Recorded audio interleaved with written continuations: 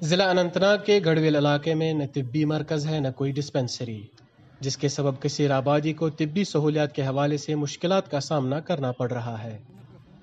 کوئی ہیلتھ کی یہاں کوئی پرابلم ہم کو رات کو ہو جائے گی، سر درد کی گولیاں یا کچھ بھی ہے، یہاں کچھ ہم کو نہیں ملتا ہے، کچھ بھی نہیں ملتا ہے، فیسلٹی کوئی ہے ہی نہیں ہے۔ ہیلتھ کے حوالے سے ہمیں بہت ساری مشکلات ہے سر، یہاں پہ ہیلتھ کی کوئی بھی ڈسپنسری نہیں ہے، تو ہمیں یہاں سے لارنو میں جانا پڑتا ہے، یہاں پہ کوئی سروس نہیں ہے، کچھ نہیں ہے، ہمیں بہت پرابلم ہوتی ہے۔ عام ایام میں بھی یہاں کسی کا بیمار پڑنا اور اسے ہسپتال لے جانا انتہائی دشوار ہے، وہیں سردیوں اور برف باری میں مریض کو طبی مرکز لے جانا جوئے شیر لانے کے مترادف ہے۔ ہمیں کوئی جب بیمار پڑتا ہے تو ہمیں کندھے پر اٹھا کر لارنم اسپتال میں لے جانا پڑتا ہے۔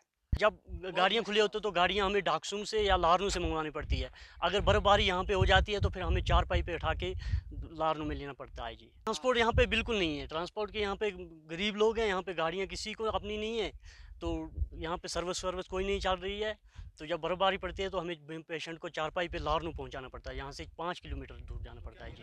لوگوں کے مطابق سیاسی رہنما صرف ووٹ مانگنے کے لیے علاقے کا رخ کرتے ہیں۔ یہاں کسی نے ہماری سنی نہیں ہے، جب آتے تھے ووٹ لیتے تھے واپس ہو جاتے تھے، کسی نے یہ نہیں اس کے بعد سوچا کہ ہم اس گاؤں میں جاؤں اور جا کر دیکھیں ہم کیا مشکلات اس گاؤں کی ہے، پھر دوبارہ وہ آیا نہیں ہے۔ 800 کنبوں پر مشتمل افراد ضلع انتظامیہ سے ڈسپنسری اور ایک طبی مرکز کا مطالبہ کر رہے ہیں۔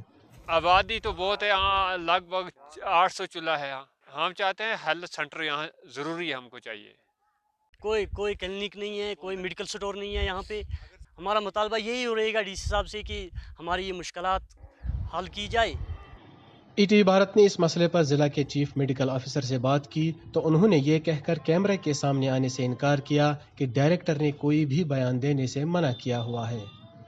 تاہم انہوں نے محکمہ صحت کی جانب سے علاقے کا جائزہ لینے اور آبادی کے لحاظ سے میڈیکل ایڈ سینٹر کا قیام عمل میں لانے کی یقین دہانی کرائی۔ ای ٹی وی بھارت کے لیے کوکرناگ سے دین عمران کی رپورٹ۔